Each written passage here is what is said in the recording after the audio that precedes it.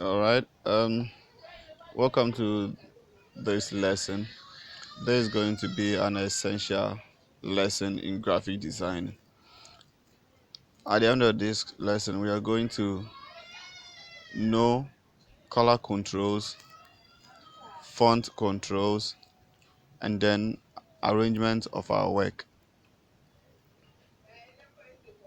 So we will go into our application and create a new, um, let's say, a new project that we're going to use. So we go to create, and here we're going to create um, a simple flyer. So we're going to use a simple flyer intended to be printed. So we're going to click on the print tab. Then we will select type of our size, type of paper size. So here let's choose A5, and let's go into our color mode. Let's change into CMYK. We know that when our work is intended to be printed, the color mode should be CMYK. That is cyan, magenta, yellow, black, because printers use multicolors, unlike the RGB, which is red, green, blue. RGB are used for web and then graphics, network, other things. But CMYK is used for projects that intended to be printed. So we just give our work a name. Let's say our project or anything flyer. Then when everything is set, we click on create to get our project done. So this is what we've got.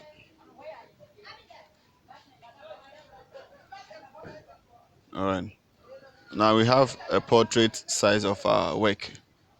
Now sometimes you may want to um, change the orientation into um, landscape if it's in portrait, or portrait if it's in landscape.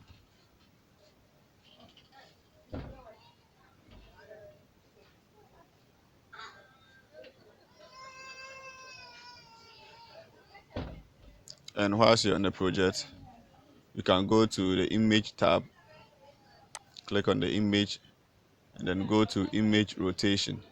So when you go to the image rotation, wherever you want it to go, then you select. So maybe 90 clockwise, 90 counterclockwise, arbitrary, or however you want it to be. So we want it to be a landscape. So a slight turn in 90 degrees will make it a landscape. If we choose 180, it's going to go the same. So if we're going to choose 90, whether clockwise or anti-clockwise or counterclockwise, so we choose 90 clockwise, and then it turns into landscape for us. So we said that we're going to do three things: one, color controls, our font controls, and then arrangement of our work. And I think the last lesson we did something about rulers. So we're going to apply rulers here. Now, before you start your work, you need to divide your work into spaces, or how we want it to be. So here, it depends on how you want it. So here I'm going to divide my work like this, and then something like this, like this. Okay, it's here. So then like this. Okay. Mm, So I'm going to divide my work like this. Let me bring this one here small. Now this place is actually going to be the header. This is the header. The first part is the header. The second part is the hero. Okay. Then the third part is the body, where the contents are going to go. Okay, then the last part is the footer, which is going to get the details of the project you are doing, time, venue, wherever, and however it's going to go. So this is how I intend to divide my work. And then I can also choose to add few things. So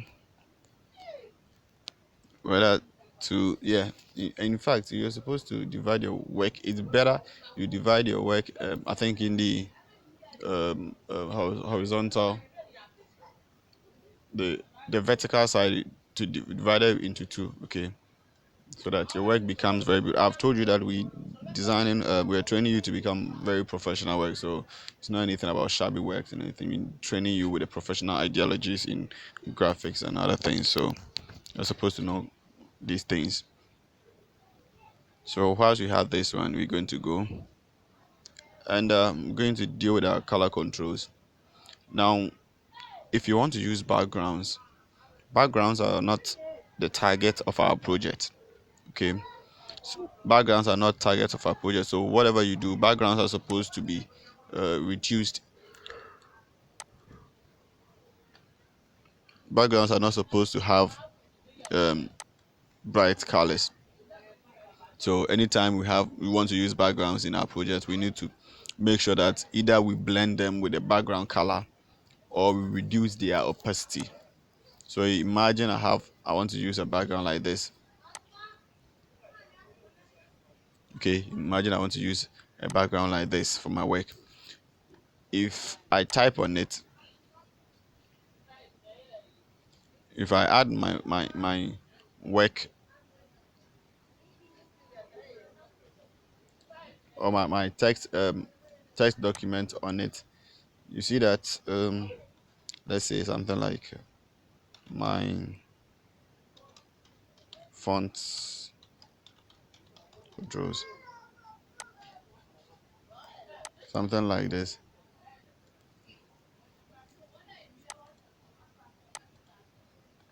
Now you can see that if I have something like this, it's not going to be nice. No matter how hard I try, it's not going to be, because backgrounds are not the target. So if I have something like this, what I have to do is to reduce the opacity of the background.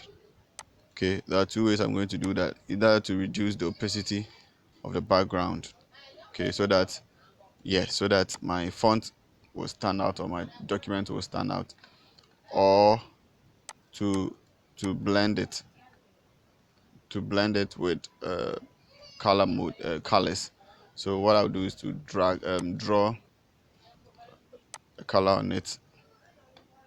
I have to put a color on it that we are going to blend with the image with. Okay, so to do that, you are going to draw a color. You're going to draw a color on it and make sure that the image is on the color. Okay, don't put the color on the image, put the image on the color. Then you can go into your, can select your image, then you go into your blend mode selection. Then when you click on it, you find the appropriate blend mode for it. So you're going to scroll through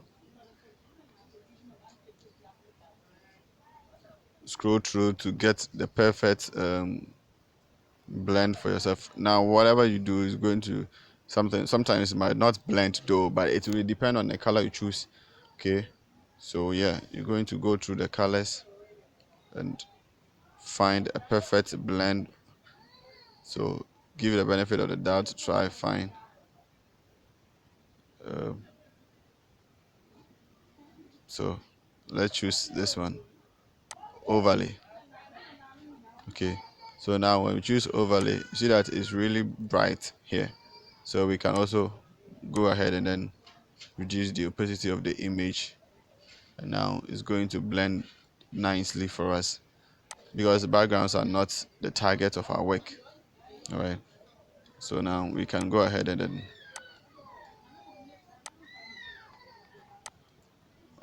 all right, so this is how we control our backgrounds. Backgrounds are not the target of our work, so we don't need to make them so bright on our project. So let's go through another sort of blend colors, change colors to see that black also blended very well. Okay, also blended very well. Choose any color Then you see they blend very well. They blend very very well. You can choose your colors as well. So this is how we control our backgrounds. You see, you see that they blend very well. So imagine you're designing something for a website hero or something. Yes, you can do something like this, and it's going to look very very nice.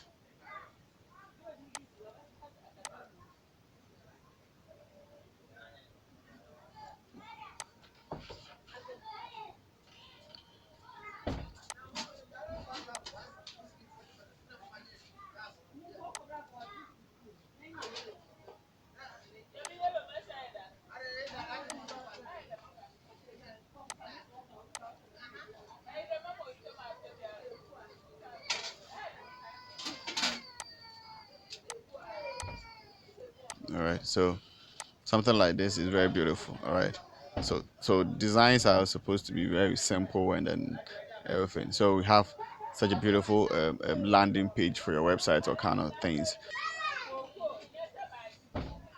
All right, so we go into our color controls. Now there are certain colors that are not supposed to be used for other colors. The last lesson I told you how to use colors. You're not supposed to use except for black and white, which are very constant. You're not supposed to use more than two colors. At least for professional work, two, three colors are okay. In addition to black and white, black and white are constant, and they are they are constant because when you want to print your project is going to print, you're going to print it on a white surface, so definitely it's going to come through or something like that. So they are constant.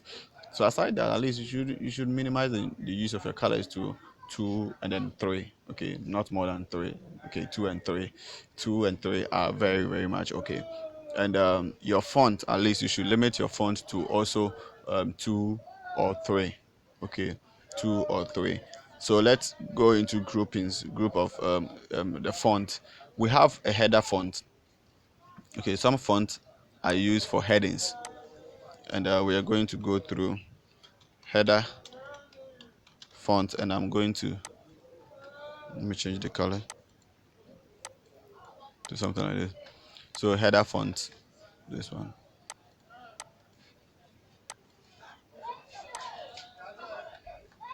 Today I'm dealing with font and then color, so I'm going to talk about how to deal with your colors, how to deal with your font, for editing them and other things. All right, so some fonts are header font, and then we also have document font. Okay, we also have the hero font.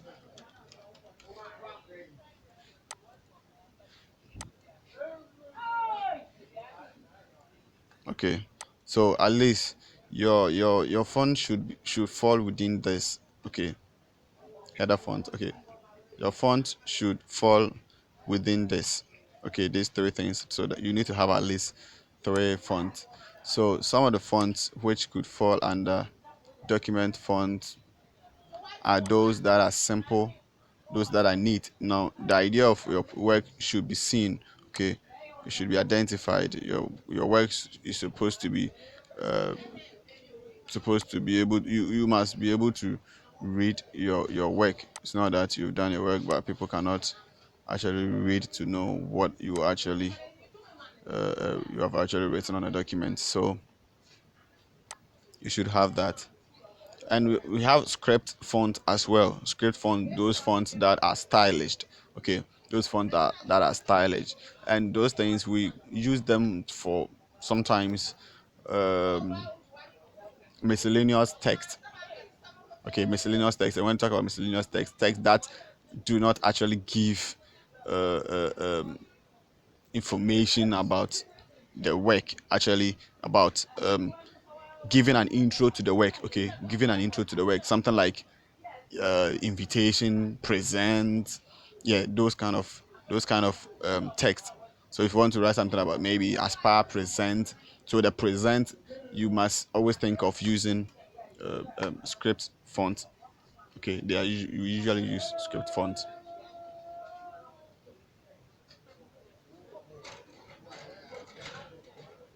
We usually use script font. So like invitation letter, invitation card, those kind of titles that, yeah, we use them for it. And the header font are fonts that we use to write the main title of the work. Okay, the main title of the work, and they are supposed to be block. Okay, usually they are supposed to be block. So some of the fonts that could fall under header font, I'm going to write a few of them. We have impact. This is I think this is Bebas. We have Bebas like this here, and this could be a footer font or font that could be used to write the locations, further details about the work or something like that. And this script font that I was talking about, these are type of the some of the script fonts that I was talking about, script font that I was actually talking about. So you use this one to write maybe presents or invitation, invitation. Okay, invitation. When you become professional, you will know how to use these fonts to beautify your work, like something like obituary. Okay, you know, beautiful. These are beautiful works that you can use. Okay, and give them a very nice look on it. So these are the type of fonts that we have. So let's use one font and then go to the font controls, how we're going to control our font. Now when you write your font, it's going to be like this, but there are certain things that you can do to your fonts to give them styles and other things, and that is this place, that's the character section. Okay, I'm going to let me try to remove it, and then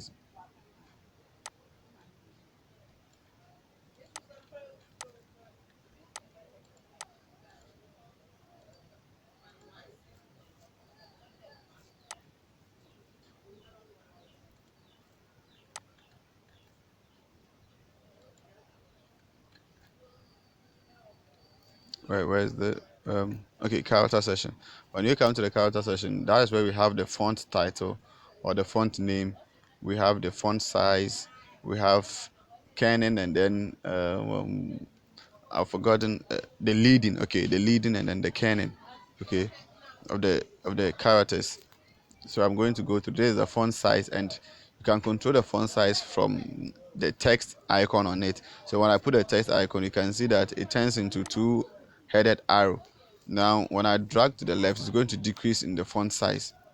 Okay, so this is another way of setting up your font size. If you are not sure about the type of point or the amount you should use, you can use this one to drag to fill the space that you have left. So dragging forward will increase, dragging backwards will decrease. Okay, you can as well set up your amount also from the drop down here. Okay, and you can also drag from this side.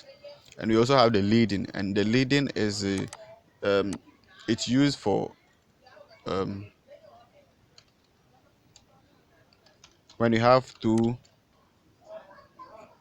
or more sentences, two or more fonts, and then which are placed top by top. Okay, here you are we use it to set the space in between the text, that is from the top to the bottom. So if I reduce it, you can see that the text will be moving upward, and then it can even fill the same font. Okay, it can even fill the same font, and if I drag them forward, it's going to decrease the space in between them. So we use this session to increase and decrease the space in between font, okay, from the vertical point of view. And then we also have the kerning or the tracking, and this one is used to also increase the space in between the text, okay, in between the text side by side. All right, so this one is used for top and bottom, and then this one is used for side by side. Okay, so you can actually have something like this. Okay, and they add to the beauty and this of it. Okay, they add to the beauty of it, and you must try as much as hard as much as possible to control your font. Okay, so by default they will be there, but you must also try hard to control them so that they add to the beauty of your work. So this is how you control your work. So this could be used for a t-shirt, beautiful designs for a t-shirt and other things. So if you're wondering how these tests get stuck together like this is how they did it. There's the leading and then the tracking or the canon of usage of the text. Okay. All right.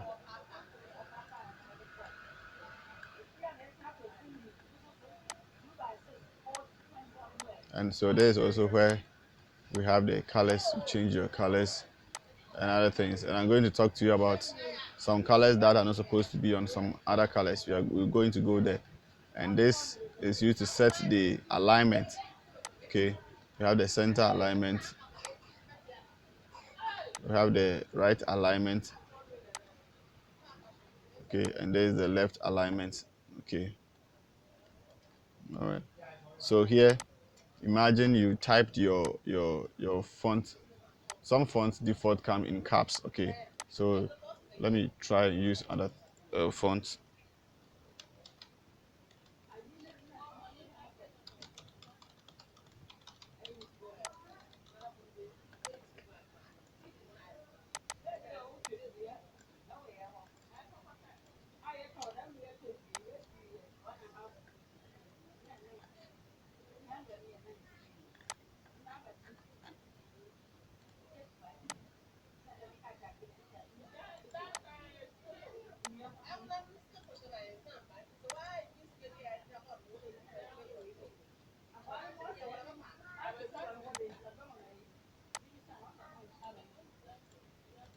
So, so you have this.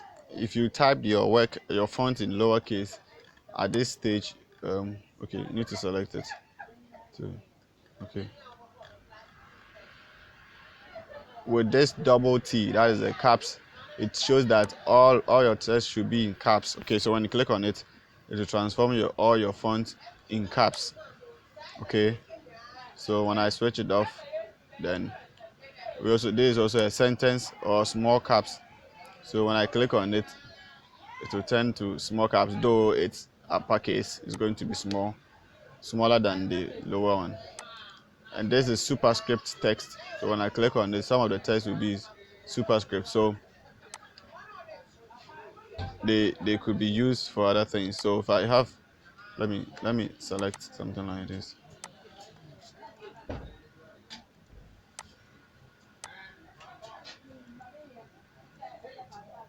If I select this one and then click on superscript, the one that I've selected will be in superscript. You see that? Now they were all in the same line, but when I selected and then clicked on the superscript, they've gone up. So that is the power of superscript. And then we also have we also have um, subscript, and they are the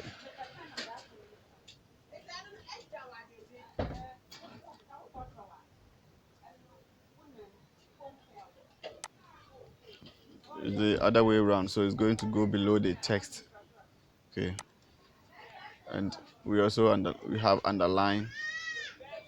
Okay, And we also have strike through. Okay, so this is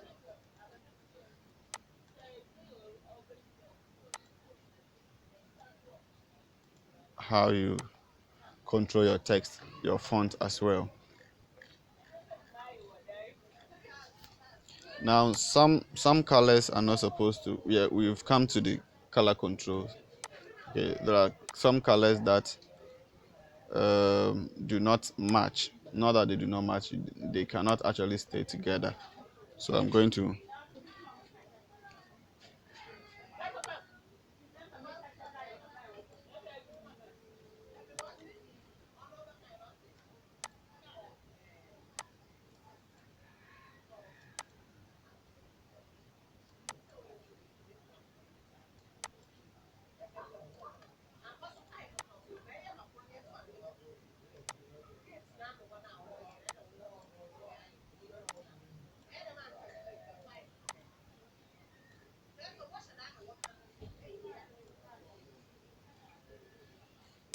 So we're going to get these colors into threes. Okay, I'm going to group these colors into three.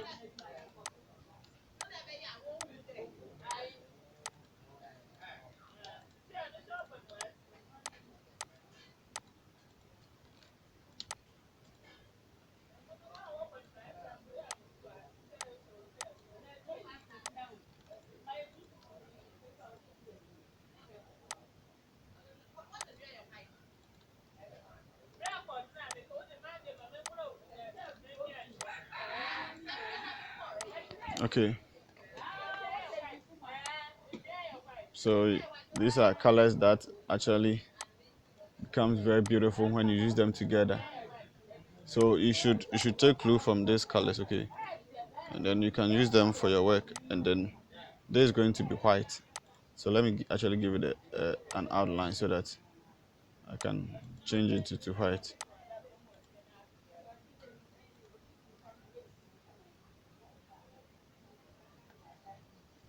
So when you use these colors together, they are very beautiful. They're going to look very neat on your work.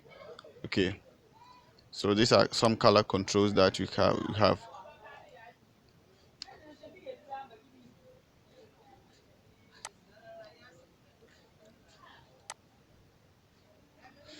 Um,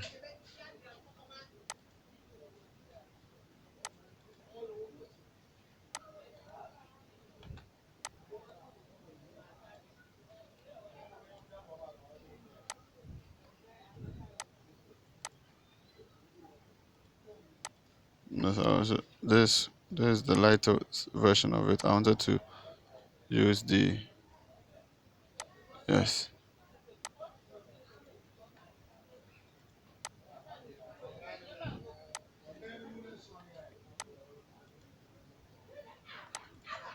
Using these colors will also look very pretty.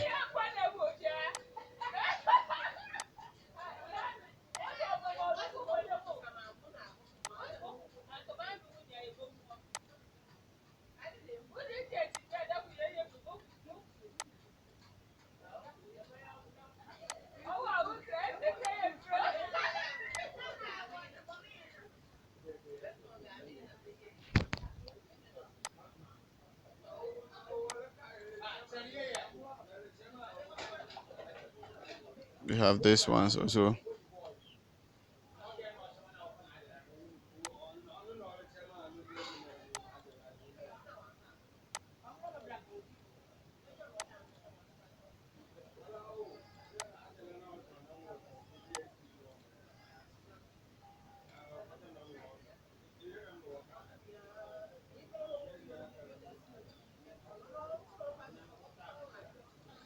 All right.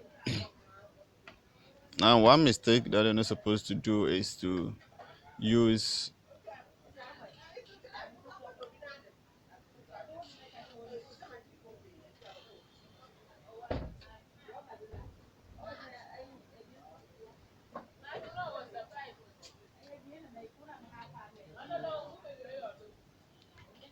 is to use RGB colors together. And when we talk about the RGB, you see, yeah, never use these RGB colors in one work. They are not, they're not professional. And when we talk about the RGB colors, you have red, and then we have green,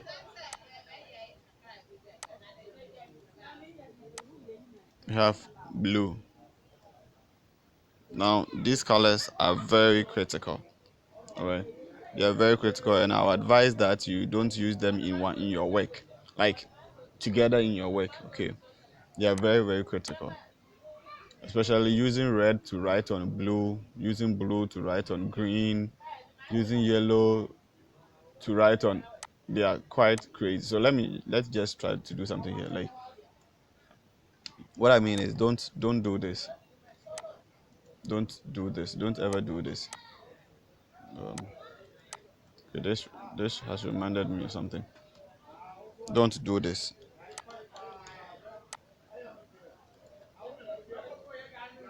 Don't ever do this. Put these colors together.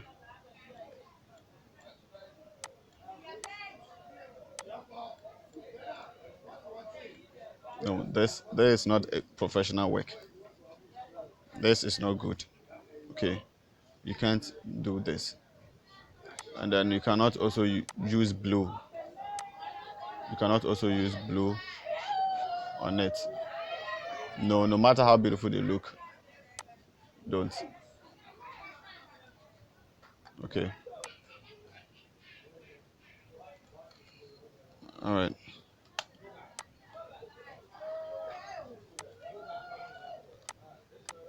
I want us to do something before we move back to our work um, that we started earlier. So you're supposed to take a clue from this. Don't be shy, or don't be thinking about using someone's work or something. You should figure out how you're going to design a work. Okay. So if you find some work that is beautiful, you just take a clue from it and make few changes to it, and then now I want us to learn this quickly, how we could get our text or font around a circle or around a shape. Sometimes you want to write something on the shape, and we want it to curve around that shape. So this is how we're going to do it. The first thing is to draw your shape, get your shape. So today we are using ellipse or the circle for it. So you select it, and then you go into your text, you pick your text. Now after picking it, then you come into your image, the shape that you want, you created, that you want to use it. You can see that there's a round dot around the text icon. Okay, so you move at the edge of the circle. When you move there, you see that it will turn into something curvy on the text, on the text icon or the text cursor. You see that it has turned into something, a curvy um, icon. So when you click on it, wherever you click, that's where the text is going to start from. So you see that it has taken a clue. So let me just restart. You see that if I start from here, from the bottom here, if I click on it, it's going to start from and then go around. So let's say text around circle, and there's what I have, and I can actually edit it and get it to where I want it to be. All right, and then here I can also apply all the editings that I want to it. All the editings that I want, I can apply to them, and after, I can remove my shape from it safely. So this is how we put a text around a shape. All right, so this is how we put it around the shape, and we use circle for instance. So we can also use any kind of shape. So let's use triangle. If I have a triangle, the first thing is I need to select the triangle. If I select the triangle, then I'll go into my text and click on it, and then I'll click on where I want it to start. So text around triangle.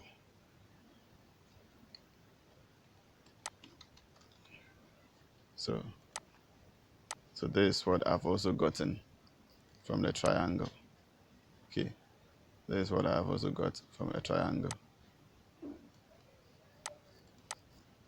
Isn't And after, I can remove my shape from it. Okay, I can remove the shape from it, and I'll be left with the text to also deal with. So this is how we deal with our text control and other things. All right.